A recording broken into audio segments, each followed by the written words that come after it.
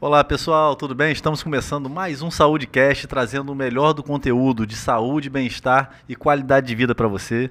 Mais uma vez trazendo um convidado muito especial, mas antes de apresentá-lo, eu quero fazer um agradecimento especial aos nossos patrocinadores e apoiadores, empresas que acreditam no nosso projeto, que confiam no nosso trabalho, iniciando pela Radmed Diagnóstico por Imagem. Mandar um abraço aí para o Dr. Carlos Mário. A Fidúcia Contabilidade também quero registrar aí através do Marcelo. A barbearia Novo de Novo, que tenta deixar esse apresentador mais apresentável para vocês. E mandar um abraço também a um apoiador nosso, um grande amigo, que é o Carluan, através da agência Destaque.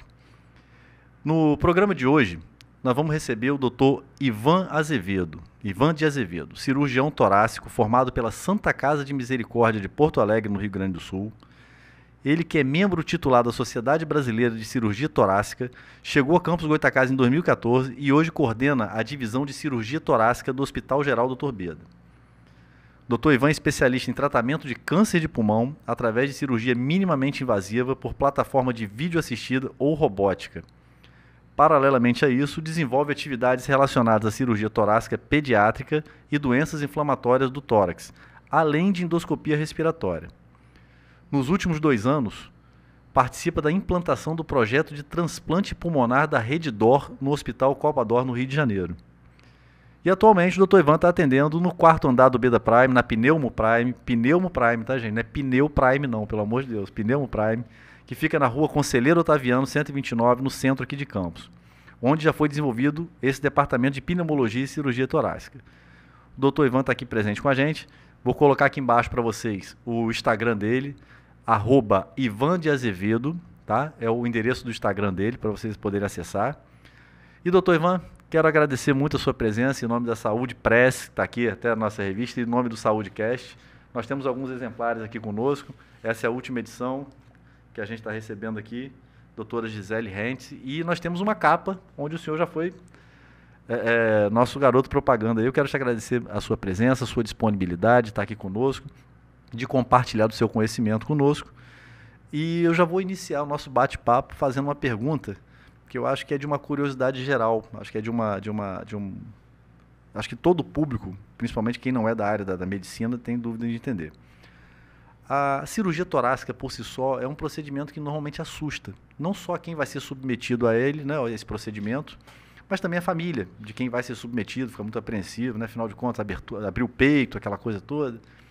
Eu queria que você explicasse para a gente quando que a cirurgia torácica ela é necessária, a forma de como ela é realizada e quais são os riscos que realmente merecem que a gente tenha esse temor.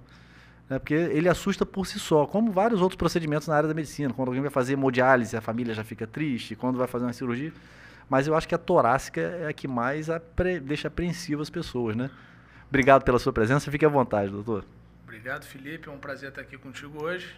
Prazer nosso. Cirurgia torácica realmente é um tema um pouco debatido, talvez, dentro da medicina. Como você disse, o paciente que vai ser submetido a uma cirurgia de pulmão, geralmente existe um estigma em cima disso, né? Isso. A cirurgia torácica ela atua em diversas áreas. Na verdade, ela tem vários setores, né? O setor principal, do meu ponto de vista, é a oncologia torácica, o câncer de pulmão, né? Então, o câncer de pulmão é uma doença, hoje a doença oncológica que mais mata, é a mais letal de todas elas, mata mais que qualquer outro tipo de câncer, né? Então, dá para entender o quão importante esse tema é debatido dentro da cirurgia torácica. Da cirurgia de pulmão, né? Hoje, as técnicas para operar um paciente de câncer de pulmão mudaram muito nas últimas décadas, né? Especialmente na última década, onde, como você disse, antigamente era o peito aberto, né? O medo de abrir o peito, né? E hoje a gente dispõe aí de tecnologias como a plataforma robótica e a plataforma por vídeo, né? Onde a gente executa grandes cirurgias, né? Por pequenas incisões, pequenos furinhos de 8 milímetros. Né? Seria o equivalente àquela videolaparoscopia? A gente chama de videotoracoscopia, né? A laparoscopia serve para a cavidade abdominal, a videotoracoscopia quando a gente adentra a cavidade pleural, dentro do tórax. Né? A plataforma robótica, um pouco diferente da videotoracoscopia, ela dispõe, além das pequenas incisões, de braços mecânicos robóticos que são guiados naturalmente pela mão do cirurgião, né? São manobrados pela mão do cirurgião dentro de um cockpit. Ele fica distante do paciente, fica na mesma sala, mas não junto do paciente, e controla aqueles movimentos ali com muito mais delicadeza. Como então, se fosse um joystick, um videogame. Exatamente. Né? São 2 joysticks, na verdade, onde a gente controla os braços robóticos, os movimentos. Acaba tendo uma precisão também um pouco maior, muito não? Maior, muito maior. O robô, ele, além do movimento muito sutil e da delicadeza da ponta da pinça, que é muito mais delicada do que a pinça do vídeo, que é o que a gente vinha fazendo nos últimos anos, ele elimina os tremores essenciais. Então, se você faz algum tipo de movimento indesejado, o robô corrige. Ele corrige. Ele corrige. Então, hoje tem essa tecnologia em carro, né? Exatamente. Você come faixa, hoje o carro volta com... Então, isso minimizou muito os acidentes operatórios e melhorou muito. Mas existe uma diferença do vídeo para a robótica. O vídeo é a sua mão mesmo, através... uma pinça. Está operando, só que assistindo, não está aberto o peito do paciente. Exatamente. Tem a robótica é a mesma coisa, tem mas auxiliar posicionado com uma câmera dentro do tórax e você, através das incisões, você com pinças... Que essa seria equivalente à laparoscopia na cavidade abdominal, né? Exatamente. Que a câmerazinha entra, ilumina, tem aquilo tudo. O robô tem uma câmera dessa, só que é uma câmera em 4K 3D. Nossa Aí senhora. você aumenta muito a capacidade de visão sua. Exatamente. Não, perfeito. Aí, o senhor já falou pra gente dessa diferença. E dos benefícios, né? Minimizar o tremor, corrigir uma eventual diferença, vamos colocar assim, né? Para quem de repente não teria um paralelo para entender, a gente citou aqui a questão de carros, automóveis hoje, né? Com a tecnologia, quando o motorista muitas vezes dorme e come faixa na estrada, ele corrige, assim como hoje tem as câmeras de televisão, né? No futebol a câmera não treme mais, tem um estabilizador, eu imagino que seja uma tecnologia semelhante, né? De balanceamento de equilíbrio. Mas e os riscos? E qual é o risco em relação aos procedimentos anteriores, aqueles que eram necessários? E a outra pergunta que eu já vou engatar, uma coisa na outra.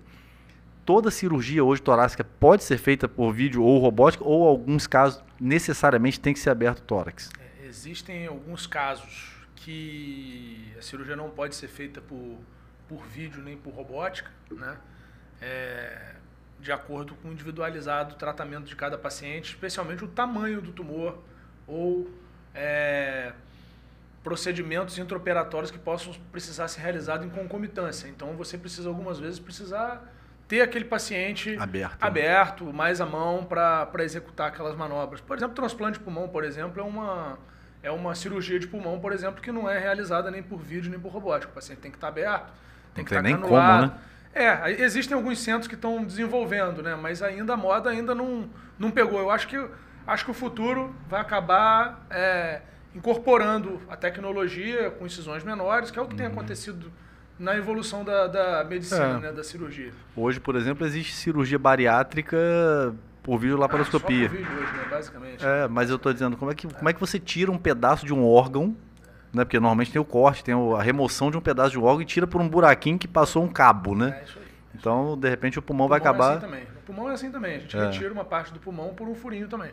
A gente ensaca esse pulmão, né? A gente coloca ele dentro de um saco especial, que chama endobag, né? E aí a gente remove ele, murcha ele, esvazia ele, né? Ele tem ar dentro, é uma esponja, a gente esvazia ele e remove ele por uma incisão bem pequenininha. Perfeito. Quando a gente está operando por vídeo. Agora, doutor Ivan, é muito comum que as pessoas ainda, e por desconhecimento, ainda associem a cirurgia torácica à cirurgia apenas cardíaca, né? Todo mundo pensa nisso. Meu pai, meu avô fez ponte safena, fez não sei o quê, teve que operar coração. Né? Até nos nossos bastidores aqui eu fiz uma pergunta, desculpa a expressão de quem está escutando a gente, uma pergunta idiota, que eu falei assim, não seria mais fácil abrir o paciente pelas costas? Depois eu refleti, a minha pergunta eu percebi que não fazia sentido.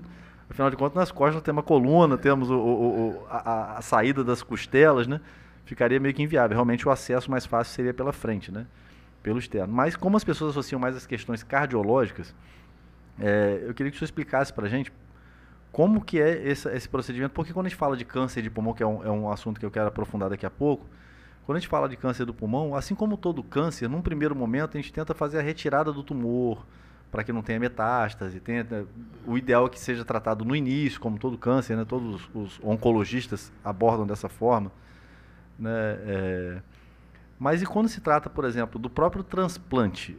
essa bolsa, esse saco específico, ele é capaz de fazer essa remoção ou não? Você tem que tirar realmente o órgão e implantar um outro que está vindo de um doador. O senhor pode explicar para a gente assim, por que desse acesso à via tórax? Explicar, né, como o senhor estava me explicando aqui anteriormente, mas passar para os nossos espectadores. E como que se dá essa transferência de um órgão, vamos dizer, não sei se é a palavra certa que eu vou usar, contaminado, um órgão doente por um órgão saudável? Vamos lá. Ainda no primeiro questionamento seu, historicamente, a cirurgia cardíaca e a cirurgia torácica andam muito juntas. Sim. Né? Inclusive nos Estados Unidos, a formação do cirurgião torácico é em cardiotorácica. E isso ainda aconteceu durante muitos anos aqui na América do Sul. Uhum. Né? Meu pai, por exemplo, que é cirurgião torácico, a especialidade dele na época da formação dele foi cardiotorácica. Então são duas especialidades. Sim. Doutor Ricardo Madeira, manda um abraço pro doutor Ricardo Madeira aí. Ficou devendo, né? O senhor vai ter que vir aqui falar com a gente, hein? Desculpa interromper aqui o doutor Ivan, mas o senhor está devendo a visita pra gente aqui, hein? Então, assim, a formação do cirurgião torácico, ele era muito vinculada à formação do cirurgião cardíaco também. Uhum. No final da década de 90, início da década de 90, perdão, isso mudou e as sociedades se separaram, na verdade, em cirurgia cardíaca e cirurgia torácica. E a formação passa a ser separada. Né? Hoje é uma formação completamente separada. Então, o cirurgião torácico, ele é o cirurgião que opera tudo que fala a respeito da via aérea, da parede torácica, diafragma, com exceção do coração. O cirurgião cardíaco opera o coração. É o único órgão que o cirurgião torácico não opera dentro da cavidade torácica, seria o coração. E o cirurgião cardíaco fica voltado só para isso. Né? Em relação ao transplante, né?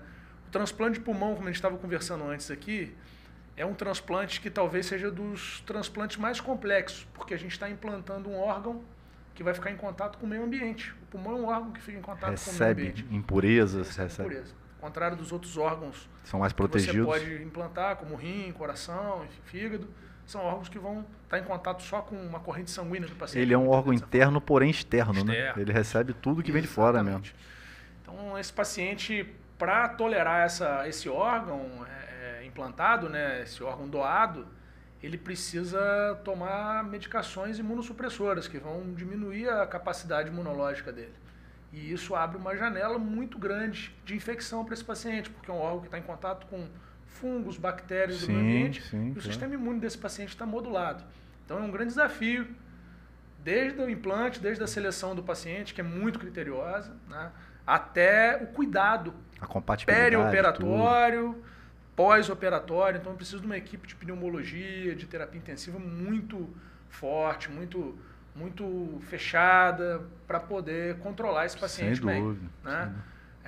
Existem 2 grandes centros inicialmente no país de cirurgia de transplante de pulmão. Né? Uma é a Santa Casa de Porto Alegre, que é onde eu fiz a minha formação, com o professor Camargo, e outra é a Universidade de São Paulo, que é a USP, que está com um volume um pouco abaixo ainda do maior centro de transplante de pulmão da América Latina, a Santa Casa de Porto Alegre.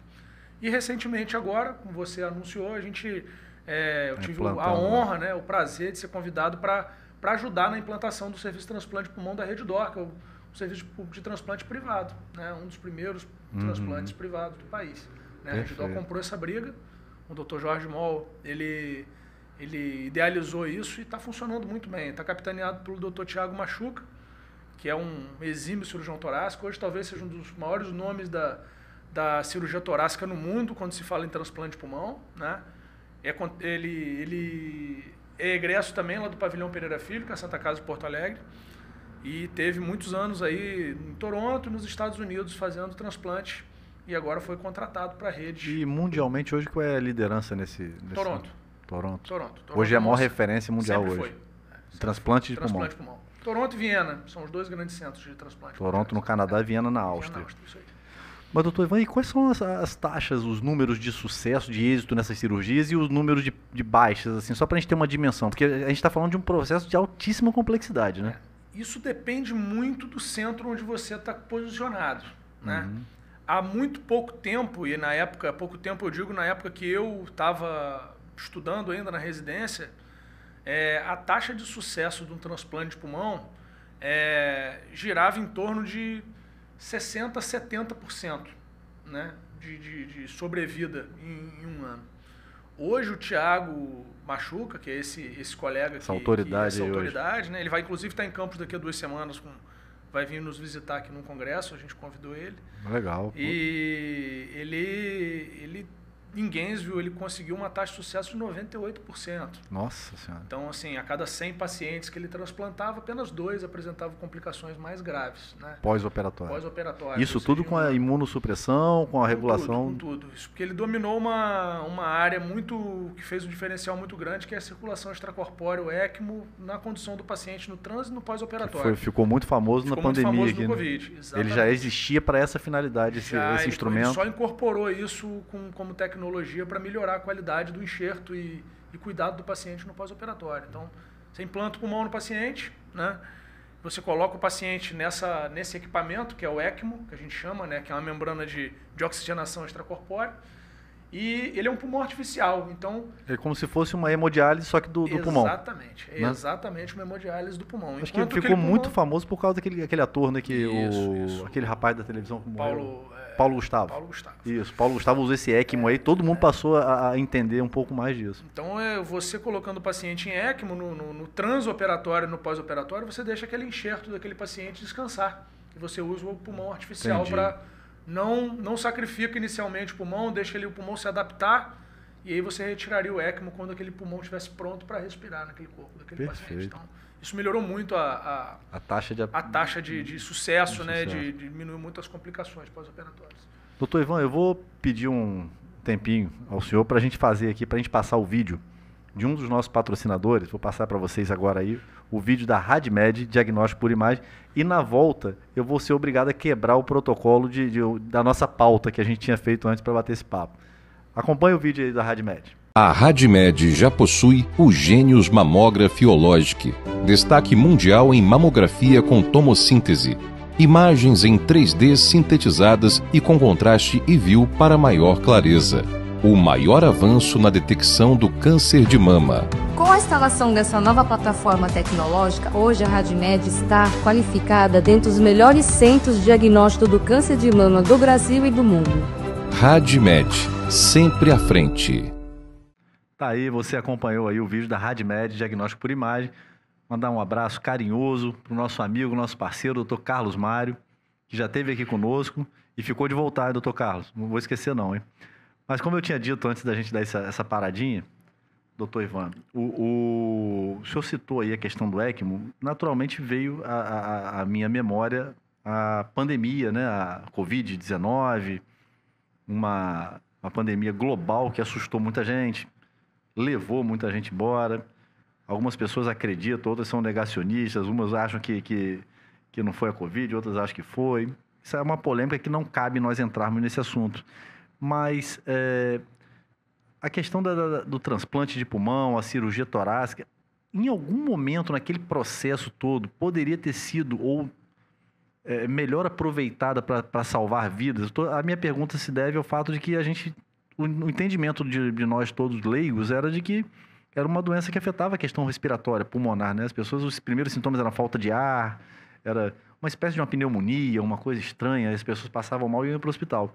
Algumas conseguiram, poxa, passei 15 dias na UTI, entubado, mas voltei. Outras, eu perdi meu pai, por exemplo, numa brincadeira dessa. Meu pai me entubou e não voltou mais. Então, assim como eu, muitas pessoas eu conheci.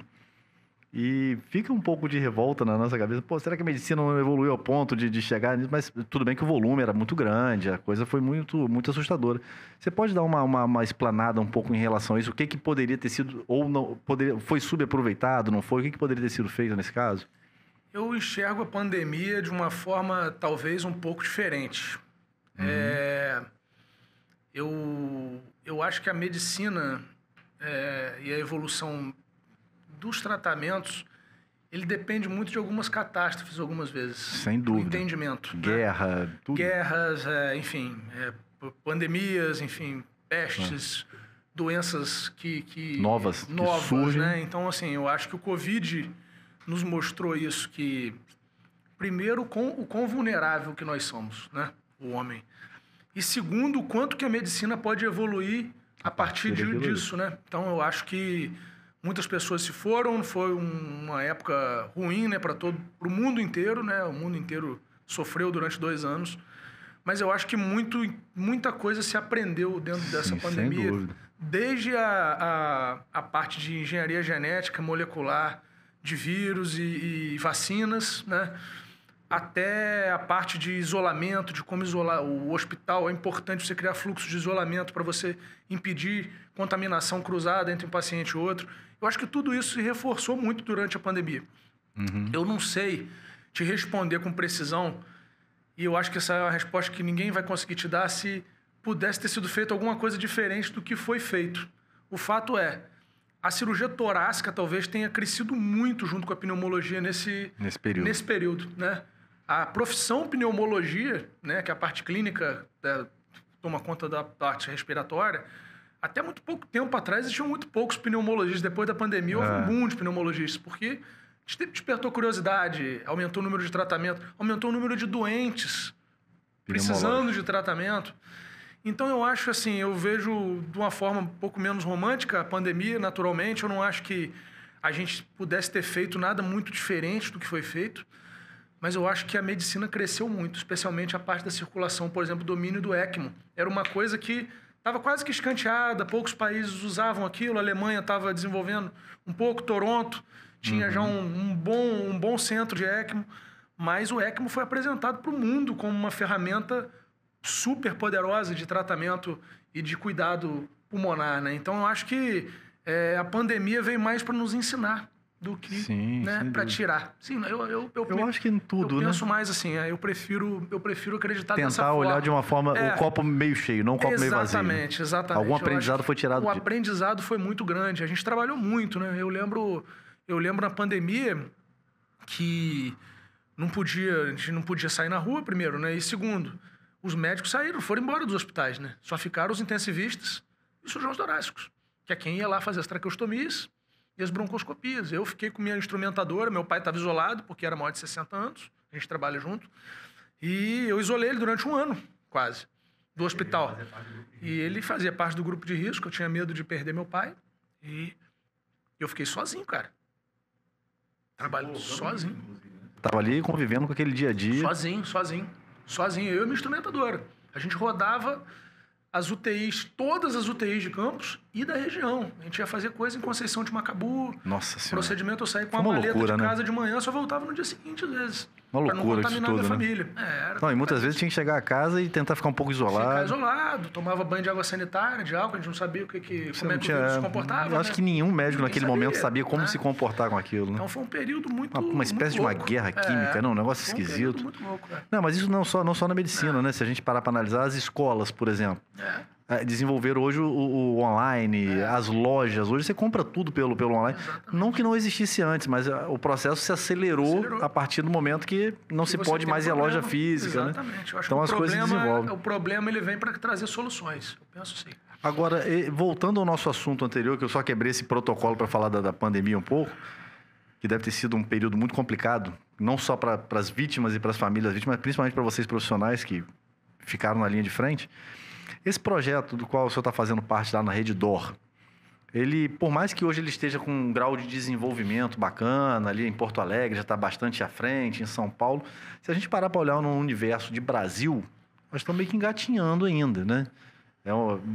Que eu imaginei que o senhor ia falar aqui para a gente assim, não, nós já temos grandes centros no Rio, em Belo Horizonte, em Brasília. Não, a gente está com 2 grandes centros no país hoje e uma metrópole como o Rio de Janeiro, por exemplo, outra como Brasília, outra como Belo Horizonte, ainda não tem o desenvolvimento do nível de São Paulo e Porto Alegre. Perdão. E a minha pergunta é a seguinte, quais são as suas perspectivas enquanto profissional, o cara que está ali dentro, está imerso naquele processo de desenvolvimento, para que esse procedimento ele obtenha mais êxitos e alcance mais pessoas que precisem dele? Principalmente quando a gente fala do interior do estado, das cidades mais afastadas dos grandes centros. Eu acho que assim, vislumbrar um centro de transplante fora de uma grande capital hoje do país... Seja de qualquer órgão, né? Não, de pulmão. É uma coisa que está bem distante. O Rio de Janeiro está bem sedimentado. São Paulo hoje tem a Rede Dora em São Paulo também, né? O mesmo projeto está participando, é liderado pelo mesmo cirurgião, que é o Thiago. O grande problema, assim, eu acho que o que a gente tem que melhorar, na verdade, além dos centros de formação, existe poucos centros de formação ainda para transplante pulmonar no Brasil. Tem 2, Porto Alegre, em São Paulo. E no mundo, né? É muito pontual. Os Estados Unidos hoje já é um pouco diferente, já é bem desenvolvido. Mas eu acho que a rede de doação que é o grande diferencial. O pulmão é um órgão que também, para doação, é um órgão muito diferente dos outros. Porque você precisa, na verdade, como o pulmão está em contato com o meio ambiente, e geralmente os órgãos doados são de pacientes acidentados. O cara tomou um tiro, acidentou, bateu de carro. Né? Morte cerebral, normalmente. São mortes cerebrais, mortes não violentas, né? Assim, mortes onde o paciente... Está preservado o órgão. Está preservado o órgão. Primeira coisa que o cara, quando bate de carro, acontece e vai para o CTI, o que? Ele vai ser entubado. E a partir do momento que ele é entubado, ele passa a contaminar o enxerto. Então, o cuidado dos hospitais para preservar o doador ainda é muito precário no país. Então, assim, os grandes centros hoje, por exemplo, o Rio Grande do Sul, hoje já existe uma rede muito boa de hospitais. Já tem um protocolo diferente. Isso, chamam os CIDOTs, né? São os órgãos que estão implantados dentro desses hospitais. A gente tem um aqui no Ferreira Machado, por exemplo, tem uma CIDOT ali dentro, mas que teve a primeira captação de um pulmão. Foi a nossa equipe do Rio, foi agora, tem uns 2 meses atrás, que pegou um pulmão aqui no Ferreira Machado. Pulmão bem preservado. Então depende muito de muita gente para você desenvolver um transplante de pulmão, né? É diferente de um transplante de rim, por exemplo, que é um órgão mais fácil de você transplantar, de você cuidar, né? E não tem o contato com o meio ambiente. Não tem contato com o meio ambiente, o paciente é mais um órgão menor. É um órgão menor, você consegue fazer a doação intervivo, tirar o rim de um irmão e botar no primo, você consegue. É mais fácil, né? O pulmão é uma coisa que... Ou menos difícil. Menos difícil, vamos dizer dessa forma. Vamos dizer menos difícil, porque nenhum transplante deve ser fácil. Transplante é fácil, né, na verdade, mas é mais simples, né? Uma curiosidade pessoal, independente do pulmão, eu falo de todos os órgãos de uma maneira geral. A compatibilidade entre doador e receptor tem alguma relação com a idade? Por exemplo, eu tenho 44 anos. Se um doador meu tivesse 60 anos, pode ser doador? Pode. Existe um limite para doação, né? E para ser receptor também. No país existe uma legislação, até há pouco tempo se respeitava muito isso, que eram pacientes até 65 anos para receber o órgão, né? E para doar também, porque senão é um órgão velho, né? Você vai receber um órgão... isso que é a minha pergunta. Exatamente. Eu tenho 44 anos e recebo um coração de um homem de 60. Hoje mudou um pouco isso. Com essas técnicas de preservação, ECMO, enfim, cuidados com o paciente, tanto doador quanto receptor, que você consegue esticar. Mas normalmente é entre adultos, né? Ou quando for criança, é entre crianças, né? Entre crianças. Existe um tipo de transplante que é o transplante lobar. O pulmão é formado por lobos, né? Então, é muito difícil você ter um doador criança, porque é muito difícil uma criança morrer, né? É muito complicado. Então, o número de doadores infantis é muito baixo. Então, isso se corrige hoje com transplante lobar. Um adulto morre, doou, você tira uma parte só do pulmão dele e implanta na criança. Um lobo só. Porque depois ele vai se adaptando ali. Depois esse pulmão, como ele tem muito receptor para GH, que é o hormônio do crescimento, à medida que a criança cresce, aquele lobo cresce como se fosse um pulmão único na criança. Que fantástico isso, cara. Que fantástico. Mas, de toda forma, ainda... Isso foi só uma dúvida pessoal. Mas ainda falando dessa questão de repente, não ter a facilidade de sair dos grandes centros, a gente tem alguns pequenos centros no país que são referência em algumas coisas. A gente tem algumas referências em Itaperuna, por exemplo, como se eu não estou enganado, Itaperuna... Transplante de fígado. Nós temos referências em Campinas. São cidades do interior, pontualmente, que se tornam referências em algumas áreas específicas da medicina. Em geral, os grandes centros já são referências, mas os pequenos centros acabam aparecendo. Para nossa realidade aqui do norte fluminense, Campos, Itaperuna, Macaé, Cabo Frio, a gente dispõe de uma tecnologia ou de um corpo médico, um corpo clínico que poderia, de repente, desenvolver um grande centro de transplante ou de tratamento pulmonar aqui na nossa região? Você acha que existe essa possibilidade? Eu acho, para pulmão, transplante de pulmão no interior, eu acho pouco provável. Primeiro, a gente precisa de um aeroporto funcionando bem. A nossa cidade já começou por aí. Já começa por aí. Né? Para você captar órgão, você precisa de aeroporto. Tem que ser rápido, né? O transporte tem que ser rápido. O delta T, aí, o tempo de isquemia do pulmão é de 6 horas. Então, geralmente, né? Então, o tempo que você tira o pulmão do doador lá para implantar aqui, tem que ter uma janela de no máximo 6 horas para você trazer o órgão com qualidade, né? Depois disso, o órgão começa a se deteriorar também. Então, assim, só para começar, precisa de um aeroporto. bom. Uma infraestrutura de transporte logístico. Mas aí falando assim de centro de referência, e a gente mudando o tema, Campos hoje é um dos maiores centros de referência em oncologia do estado do Sudeste também. A gente tem um polo de oncologia aqui, não só oncologia torácica, mas de oncologia geral. De maneira geral. Mastologia, cirurgia oncológica, que supera muito hospital de grande capital, muito grande centro, né? Que fica dentro do Beda, por exemplo. Sim, né? sim. O Oncobeda hoje é um polo de desenvolvimento de tecnologia em oncologia e tratamento de alta complexidade que pouca gente faz ideia. De repente, num grande centro você não vai encontrar. Não encontra. Com a qualidade, com a exatamente, qualificação, a preparação. Qualificação profissional, nível de equipamento, de tecnologia, né? Isso tem crescido muito agora. A última década isso deu um salto gigante. A gente está equiparado hoje aos maiores centros do mundo, né? Entendi. O equipamento que a gente usa é o mesmo que usa em Nova York, em Tóquio, em Toronto. É a mesma coisa. A tecnologia está mais ou menos equiparada, né? Exatamente. Acho que o transplante é uma... Inclusive deve receber muita gente de fora, né? Muita. Muita gente vem do Rio, às vezes, tratar aqui. Hoje em dia, a gente está recebendo pacientes de capital vindo para cá para poder fazer tratamento. Eu imagino. Então, assim, até pela facilidade de ser uma cidade do interior, uma coisa que... Exatamente. O volume... Fica mais pessoal, fica uma coisa mais intimista, né?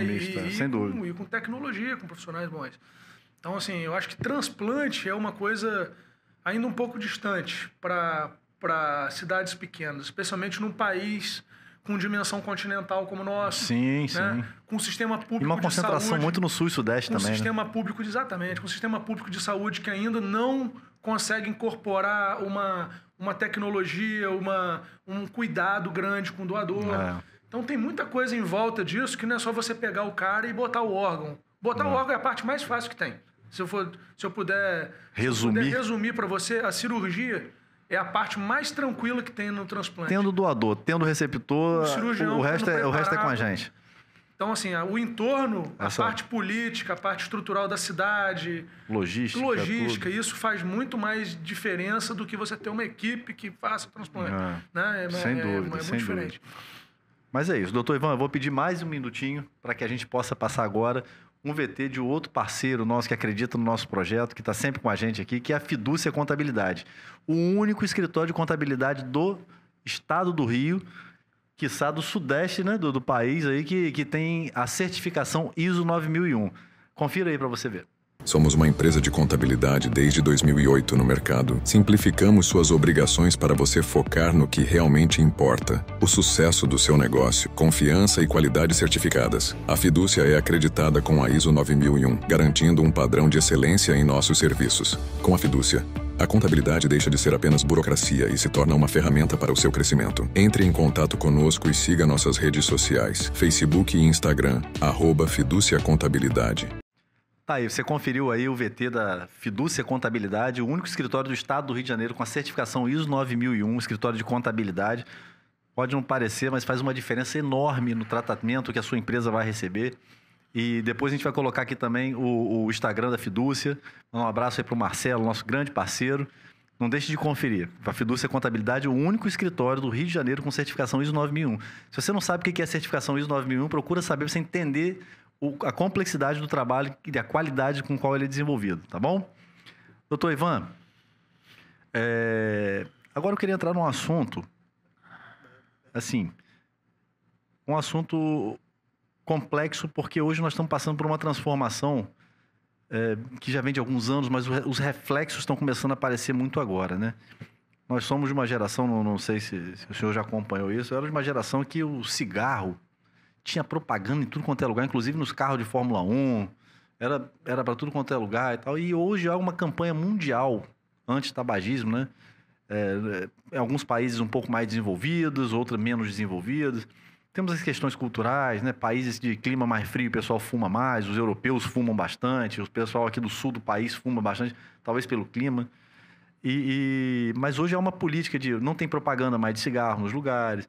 O máximo que pode ter é uma propaganda no ponto de venda, né? Onde o cara vende o cigarro e só assim mesmo em cima daquela plataforma onde está o cigarro exposto ali. O preço do cigarro hoje é muito alto, né? O cigarro hoje é caro, é um artigo caro, era uma coisa popular, hoje está caro, de forma a minimizar isso aí. Por outro lado, apareceram os chamados Vapers, que são os cigarros eletrônicos, né? Que tem gente que defende, tem gente que diz que é bobagem, que não faz tanto mal, tem gente que diz que faz mal sim, que talvez ele tenha uma ilusão, esse cigarrinho eletrônico que o pessoal fala, esse vapor aí, ele não deixa aquela catinga de cigarro no ambiente. Ah, então não faz mal, não tem aquelas coisas, então não faz mal. Parece que é chover no molhado que a gente vai falar, que eu acho que já é um assunto que todo mundo sabe, mas é sempre bom a gente falar e de repente a gente vai falar com o olhar de um profissional que lida constantemente com esse tipo de problema. Fala um pouco dessa relação do câncer de pulmão com o tabagismo e os impactos que esses cigarros eletrônicos aí, que eu não sei se o nome se dá vapor ou se é uma marca específica, quais são os impactos hoje? Porque tem muita coisa que a gente só vai ver mais na frente, né? Quando o cara tá fumando o cigarro eletrônico, mas pô, tem 6 meses que ele fuma, os reflexos disso vai vir mais à frente um pouco, não dá para você dimensionar tão rápido, né? Como é que vocês hoje, profissionais dessa área, que trabalham principalmente com essa questão pulmonar, estão vendo a relação hoje com o tabagismo? Hoje diminuiu muito? Não, hoje as pessoas fumam mais? Como é que tá isso aí? Bom, o Brasil, curiosamente, junto com a Turquia, são os 2 países do mundo com as políticas públicas antitabágicas mais potentes do mundo. Uma surpresa para mim. Do mundo. Eu já achava do Brasil desenvolvido, mas não sabia que era tão... E o Brasil, são os 2 países no mundo que lideram. Isso tem uma pontuação da OMS. E tudo isso envolve desde a taxação, supertaxação do cigarro pelos... Proibição de local, de fumação. Políticas de não poder fumar em ambientes fechados, propaganda, enfim. Isso vai sendo pontuado e o Brasil e a Turquia lideram esse ranking hoje de políticas antitabágicas, né? A gente vê hoje uma redução muito grande do número de tabagistas, né?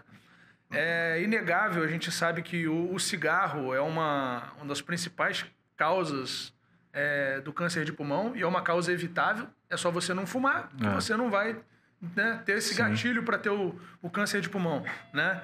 Então, o cigarro, ele está diretamente linkado, né, com a carcinogênese, com a produção de câncer de pulmão. Hoje a gente sabe que isso está também ligado, com os estudos mais atuais, a fatores genéticos, tanto que existe gente que fuma a vida inteira e não vai desenvolver câncer de pulmão, né? Isso não é uma regra, mas você precisa ter a pólvora, precisa ter a faísca para você desencadear uma explosão. E o cigarro, na verdade, entra nesse contexto. A pólvora tá ali. Exatamente. Então, se você tem uma predisposição para desenvolver doença pulmonar e fuma cigarro, você vai desenvolver doença pulmonar. Não necessariamente câncer de pulmão, existem outras doenças graves também. Sim, câncer de garganta. Câncer de garganta, enfisema pulmonar, né, que é o DPOC, né, que é uma das indicações para transplante de pulmão, por exemplo, que a gente estava conversando há poucos minutos atrás. Doenças cardiovasculares e coronarianas, então não é só o pulmão que o cigarro atrapalha, né? A gente tem câncer de bexiga, né? Então tem várias doenças aí que são atreladas, né, ao tabagismo, né? Há muito pouco tempo, no intuito de um desmame no cigarro, houve a criação de cigarros eletrônicos com cartucho de nicotina, onde, teoricamente, aquele paciente... A ideia era tirar o cara do cigarro. Era tirar o cigarro, exatamente. A ideia era criar um mecanismo prático onde o tabagista deixasse de fumar cigarro e passasse a usar essa nova droga. Parar, né? Exatamente. E foi a desculpa durante um tempo, agora eles entraram no mercado de forma indiscriminada. Comercialmente indiscriminada, né? Então hoje, por conta da ausência de cheiro, o cara consegue fumar aquilo dentro do quarto e não vai dar cheiro. Dentro do avião, se ele quiser. Dentro do avião. E assim, o grande risco desses novos vapes, esses cigarros eletrônicos, é que a gente não sabe o que tem ali dentro, né? Então, assim... Ainda não está tendo reflexo, não está colhendo os frutos dele. E não tem descrito o que tem ali. Qual é a concentração de nicotina? Que outra substância que tem ali dentro? O cigarro, você sabe. Quanto por cento de alcatrão, quanto por cento de cada tóxico que tem ali dentro do cigarro. Isso é controlável. Hoje, os vapers, eles ainda não são controláveis. Eles não são autorizados a serem vendidos. Então, normalmente... Pela sua experiência, existe o fumante passivo de vapor? Não, acho que não. A molécula é muito pequena, né? Ele parece um vaporzinho, né, de água, né? É um negócio estranho. E ele tem causado doenças diferentes agora no pulmão, né? Agora a gente está diante de uma nova era de doenças pulmonares. Você pode citar algum exemplo? Existe uma doença causada pelo vape que chama EVALI, que é uma sigla, que é é uma doença pulmonar causada pelo vape. Já é uma doença descrita. O nome do vape já está na doença. Já está, exatamente. Então, ele, como a molécula é muito pequena, ele pode causar mais pneumonites, né, que são inflamações do parênquima pulmonar, né, ao contrário do enfisema. E a gente ainda não sabe a relação que isso tem com câncer, né, porque, como você acabou de dizer, estão muito pouco tempo no mercado. E o câncer, a gente precisa ter uma exposição mais longa para a gente entender o que vai acontecer. Eu estou colocando isso aí para que os nossos seguidores possam entender. Eu sou da área da comunicação, eu não sou da área da medicina. E, consequentemente, a minha área, eu sou formado em relações públicas, mas eu passei ali pelo jornalismo e pela publicidade. E eu vi um caso uma vez dizendo que as empresas de tabaco não sentiram os impactos de quando as propagandas foram proibidas, porque os seus consumidores já eram viciados no produto. Então, tendo propaganda ou não, as vendas continuaram acontecendo. Mas essa análise, essa conclusão, foi precipitada demais, porque eles falaram isso com 1 ano de propaganda suspensa. E nós estamos falando de quantos anos aí? Quase 30 anos que a gente não vê propagandas de... E hoje a indústria tabagista, ela sente a diferença. Porque os seus antigos clientes estão morrendo ou estão deixando de fumar e os novos não estão acompanhando na mesma proporção que antigamente era através da propaganda, né? Antigamente podia fumar dentro da sala de aula, no avião, né? Você está passando uma novela agora na Globo, né? Um remake de uma novela dos anos 80, do final dos anos 80, em que eu assisti essa novela na época.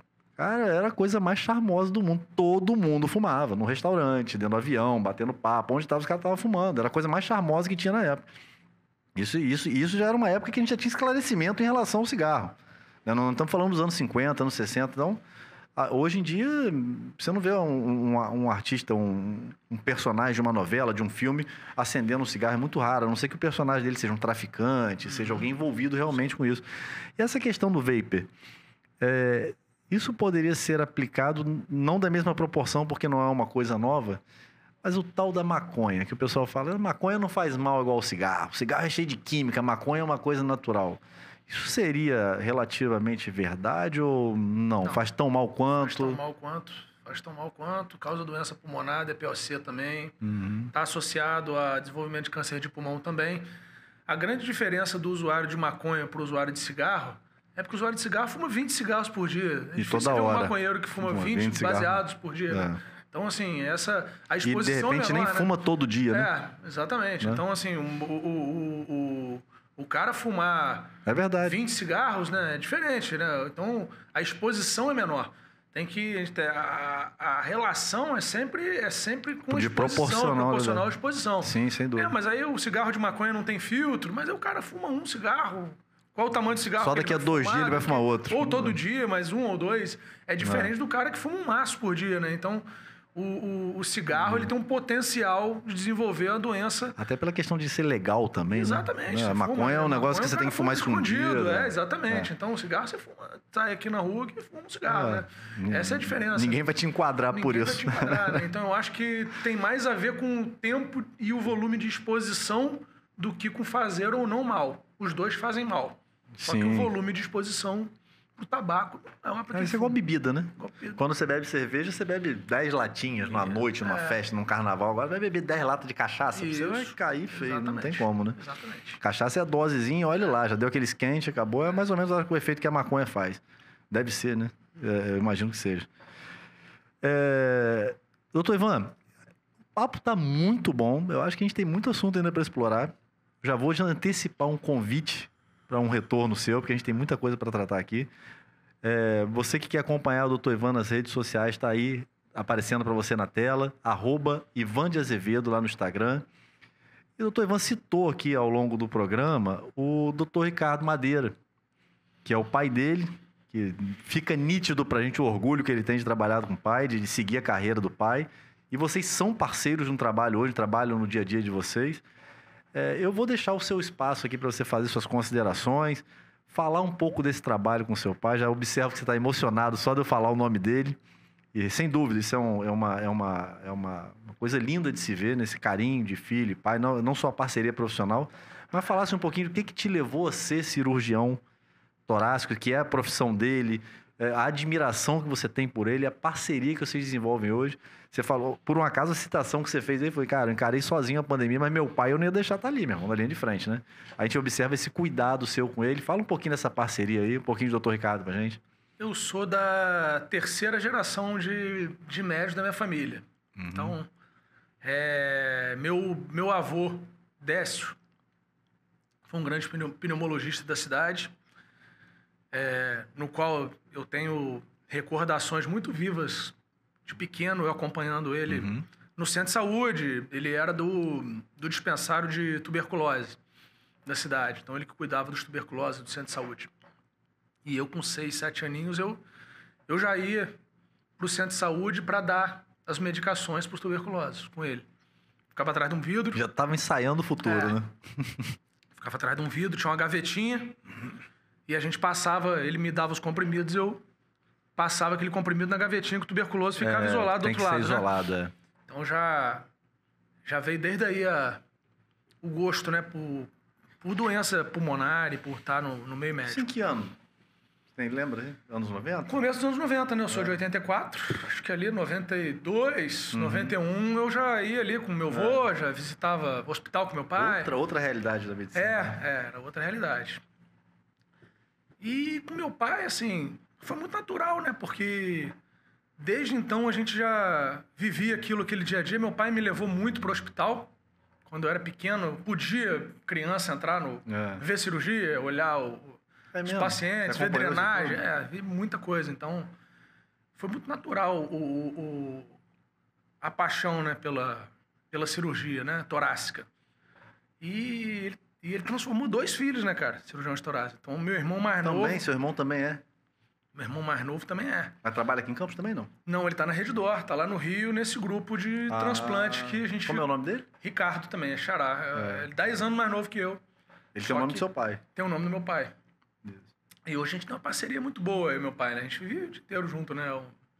Opera, almoça. Lá no Pneumo Prime, vocês estão juntos? Nós atendemos na mesma sala, exatamente, em dias distintos, né? A gente atende em dias distintos, mas meu paciente, o dele é a mesma coisa, né? A gente trabalha junto, opera junto, toma as decisões cirúrgicas juntos, então é o grande parceiro, bonita, né? Ele está quantos anos nisso, você sabe? Você saberia dizer quantos anos que ele está trabalhando nessa área? Como cirurgião torácico? É porque ele é muito conhecido e muito antigo. Como cirurgião torácico, eu sou nascido em 84. Se eu não me engano, meu pai virou cirurgião torácico logo que eu nasci. Então deve estar com 40 anos de profissão. Nossa, né? Meu pai está fazendo 70 anos. Pouca bagagem, né? Pouca bagagem ele tem, né? E ele te acompanha lá na Rede D'Or ou só seu irmão? Não. Lá só meu irmão. Meu pai fica aqui. A gente desenvolve a parte de oncologia aqui. Porque, né, você falou que está 70 anos já também. Ele está começando a desacelerar, né? Ele tem que desacelerar, Mas ele não desacelera, não. Não ele vai conseguir. Ele é animado. Mas muito bonita essa parceria de vocês. Muito legal. É muito bom trabalhar com o pai. É nítida a sua emoção ao falar dele, do carinho que você tem pelo seu pai, pela admiração que você tem. Quero registrar aqui, doutor Ricardo, mais uma vez, um abraço nosso aqui do Saúde Cast para o senhor. O Ricardo talvez não lembre de mim, mas me conheceu pequeno, trabalhou com a minha mãe no Hospital Ferreira Machado muito tempo. E algumas ocasiões eu tive a oportunidade de estar presente com ele, mas eu era criança, talvez ele não vá lembrar. Mas numa outra oportunidade a gente vai estar junto. Quero refazer o convite, tá, doutor Ricardo? Porque eu queria receber o senhor aqui para a gente bater um papo. E, doutor Ivan, fique à vontade para fazer suas considerações enquanto profissional da área, dar suas sugestões para quem está acompanhando com a gente aqui. E eu só lamento profundamente que o nosso tempo esteja acabando, porque o assunto é muito importante e eu acho que a gente tem mais coisa para desenvolver. Mais uma vez agradecer o convite. Obrigado aí pela abertura do espaço. A gente que agradece. Debater sobre coisas aí que pouca gente fala, né? Eu acho que, mais uma vez, é uma área da medicina que pouco se fala, né? Meio egoísta, vamos dizer assim, né? Só depois que a gente fica doente que a gente procura, né, o pneumo cirurgião torácico. Mas eu acho que enfatizar aí a parte do tabagismo, eu queria deixar um recado que quem fuma, deixe de fumar, que assim, hoje é o principal vilão. Meus pacientes, 80% dos meus pacientes hoje que me procuram são ou foram tabagistas e têm doenças relacionadas ao tabagismo, ao tabaco, ao uso de tabaco, né? Isso é a primeira coisa. Segundo, procura seu médico se você é um tabagista, mesmo que você não tenha sintomas, a partir dos 50 anos, para desenvolver e realizar uma tomografia de tórax de baixa dose, que é uma forma de rastreio segura e é uma forma de rastreio muito eficiente contra o câncer de pulmão, que hoje talvez... Poderia evitar um monte de problema. Poderia evitar. A gente, na verdade, não evita o câncer, mas você descobre ele numa fase muito inicial. Potencial de cura. Então, Sim. assim como o urologista manda Próstata. o homem fazer o toque a partir dos 40 anos e a mastologista a mamografia a partir dos 40, pacientes em grupo de risco, que são tabagistas ou com histórico familiar de câncer, a partir dos 50 anos tem que fazer uma tomografia de tórax de baixa dose também. Isso vai minimizar muito. Pode salvar a vida. Pode salvar a vida. E salva. Então, não é à toa que nos países mais desenvolvidos isso é regra. Quase que uma lei, né? Tem que fazer. Uma lei, exatamente. É por isso que curam tanto fora do país, né? E aqui a gente descobre doenças mais avançadas por conta dessa falta de rastreio. A gente referência em Exatamente. tanta coisa e, de repente, numa bobagem dessa... É uma bobagem. É um exame simples. Então, assim, fumantes ou ex-fumantes... Isso vale para tudo, para próstata, para câncer de mama, né? Consegue o alerta. É assim, só uma precaução, né? É uma prevenção. Eu acho que prevenir é sempre melhor do que remediar. Então, fica aí o alerta, meu. Tá bom, doutor Ivan. Muito obrigado mais uma vez pela sua presença. Foi maravilhoso, muito proveitoso. Tá aqui de novo, aqui na tela para você, @Ivan de Azevedo, o Instagram do doutor Ivan, tá? Para você acompanhar o trabalho dele. É o Instagram pessoal dele também, você vai acompanhar um pouco do dia a dia dele em família. Afinal de contas, ele é médico, mas ele é um ser humano, ele é um pai, ele é um marido, ele tá lá, E um filho, um profundo admirador do pai, né? Uma relação muito bonita que a gente teve a oportunidade de compartilhar aqui com vocês. E reafirmo que o doutor Ivan atende no 4º andar do Beda Prime, tá? Na Pneumo Prime, que é o Instituto de Desenvolvimento de Tratamento Pulmonar de Pneumologia e Cirurgia Torácica, junto com o doutor Ricardo, que fica ali na rua Conselheiro Otaviano, número 129, na mesma rua do Hospital Geral Dr. Beda, que é mais conhecido aqui na cidade, aqui no centro da cidade. Quero fazer mais uma vez um agradecimento à Radmed Diagnóstico por Imagens, à Fidúcia Contabilidade, o único escritório do Rio de Janeiro certificado com ISO 9001, a Barbearia Novo de Novo, e um abraço aí para a Agência Destaque, que dá um apoio e dá um suporte para a gente no nosso marketing, no nosso desenvolvimento. E agradecer a você que ficou conosco até aqui. Compartilhe esse conteúdo. Se você tem algum familiar que é fumante, principalmente, você vê que no final aqui do nosso programa a gente pegou muito nesse assunto. E se você tem algum familiar, algum amigo com essa relação com tabaco, ou algum parente que queira estudar medicina, queira se interessar por uma área nova, tá aí uma grande oportunidade, uma área que está em crescente, né? Está em desenvolvimento, que é a área da cirurgia torácica e da pneumologia de uma maneira geral. E tá aí nosso recado, fica aí nosso abraço para vocês. Muito obrigado pela companhia e até o nosso próximo programa. Doutor Ivan, muito obrigado mais uma vez. Obrigado, Felipe. Um abraço a todos vocês, valeu, tchau, tchau.